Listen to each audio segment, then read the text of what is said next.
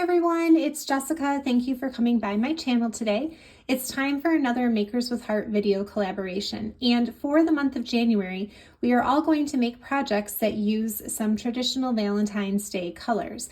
It doesn't have to be a Valentine's Day project, but just using those traditional pinks and reds and blacks and, all the colors that we think of when we think of Valentine's Day.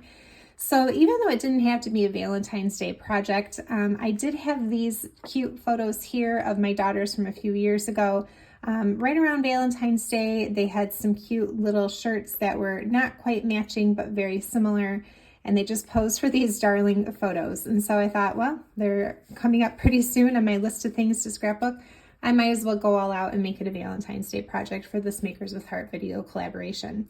Now, I was actually dying to use this new paper pack here. This is the Now and Forever collection from Close to My Heart that just came out for Valentine's Day this year, and it is just gorgeous. I'm especially in love with this really light pink graph paper, but the colors just didn't quite work with my photos. The girls have a really bright red in their shirt sleeves, and it just didn't quite match with the colors that were in this packet.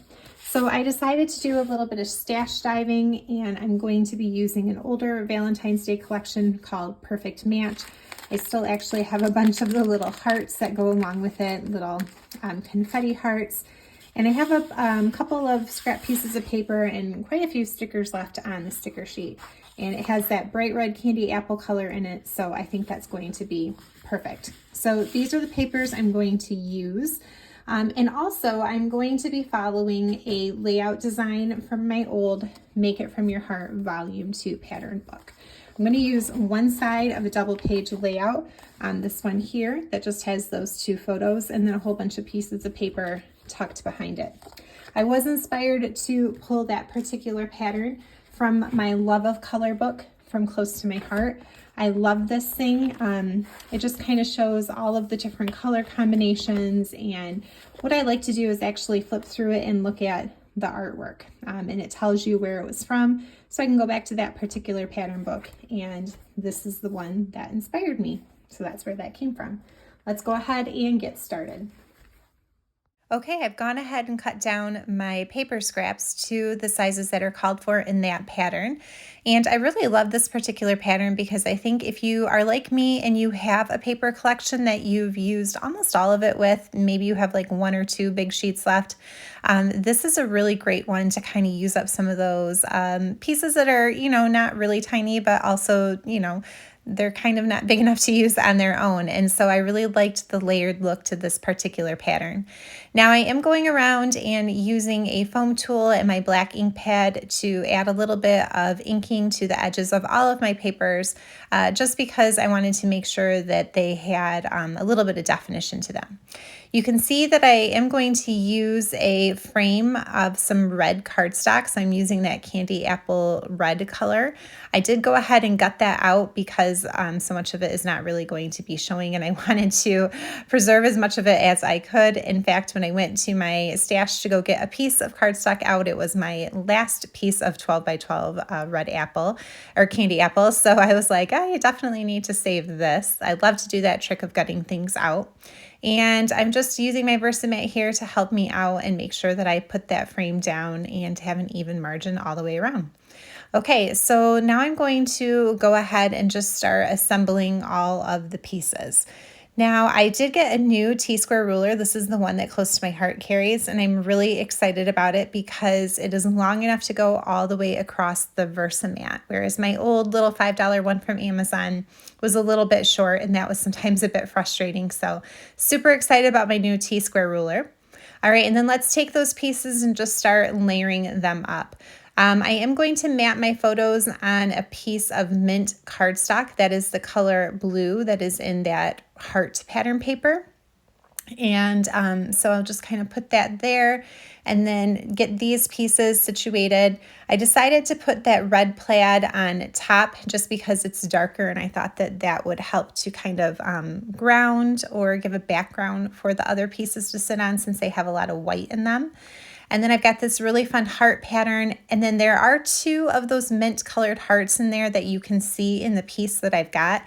And I want to make sure that I don't cover them up, because otherwise my mint colored photo mat doesn't really make a lot of sense if I kind of take away those hearts in that pattern paper. So I just spend a little bit of time fussing with the placement of all of it and making sure that I'm not hiding those cute little hearts, you know, and it's supposed to kind of look a little haphazard, but you know, there's always like fussing behind that. You have to get it down just so. So I definitely kind of mess with it a little bit. And then I do have this one strip here. This is like all that I've got left of this other pattern paper. On the back side is that black and white lined paper, which is one of my favorites in this collection. But the other side is that pretty floral, and I'm thinking that maybe I will want to incorporate that as well, just to get more of that mint color. So since after all of that fussing, I finally had things just so, I'm just very carefully pulling the papers up to put a little bit of adhesive behind them and stick them down before I flip them over and adhere them a little bit better. Okay, so here's where I'm planning. Maybe I will put that floral piece in there just to bring a little bit more variety to the color, because there is a lot of pink and red going on and white. I like that it's got the blues in there. It's got some Carolina blue as well as the mint.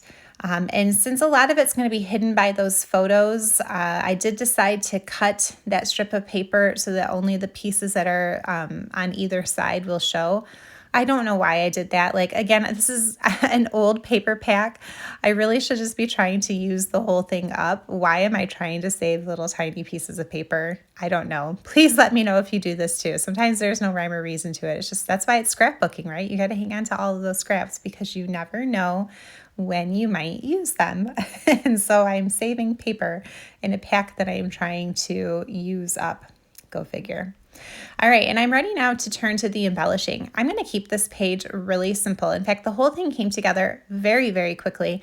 I didn't do any stamping or anything. All I did was, etch distress the papers, cut them according to that pattern, put them down on the page, and then grab a bunch of stickers from the sticker sheet. And I do have quite a few stickers left over from the last time that I used this paper pack. I'm not quite sure where I want to put some of them, so what I'm going to do is grab my anti-static pouch and just put a little bit of that powder on the back side of the stickers.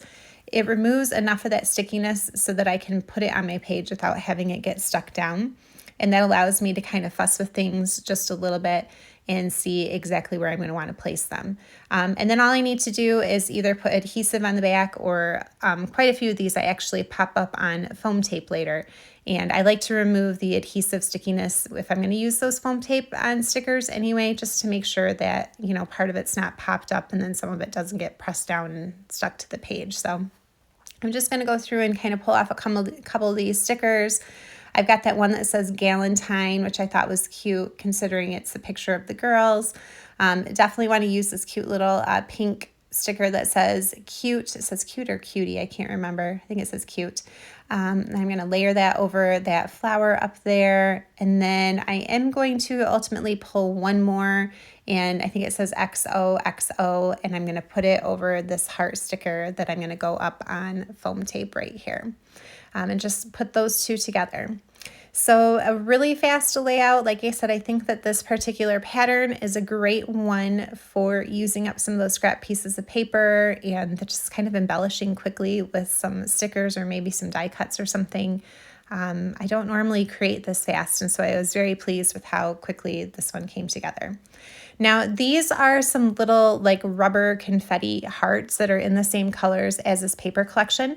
And even though this paper collection itself is no longer available, these hearts are. And I love having them in my stash because you can always use black hearts or red hearts. The pink ones are a really pale pink, and then they do have the mint color in there as well. So I do pull them out from time to time and use them with other paper collections just because I think that those colors are really usable.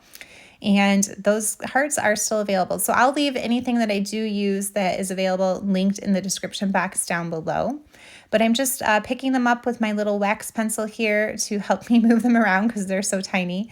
And then I'm using my Barely Art glitter glue to put a little dot of glue behind them, and then I'm sticking them down.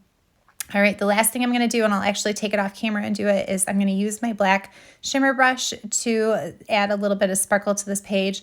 I'm going to put this page in my splatter box and just kind of tap it around where my 3 clusters are. And here you can see I've given that a minute to dry, so you can see I've got some black sparkles in there, just some splatters in and around where those 3 clusters are. Just in the real life, it adds a little bit of sparkle. You can definitely see the shine from there. And that's it. Like I said, a really fast one.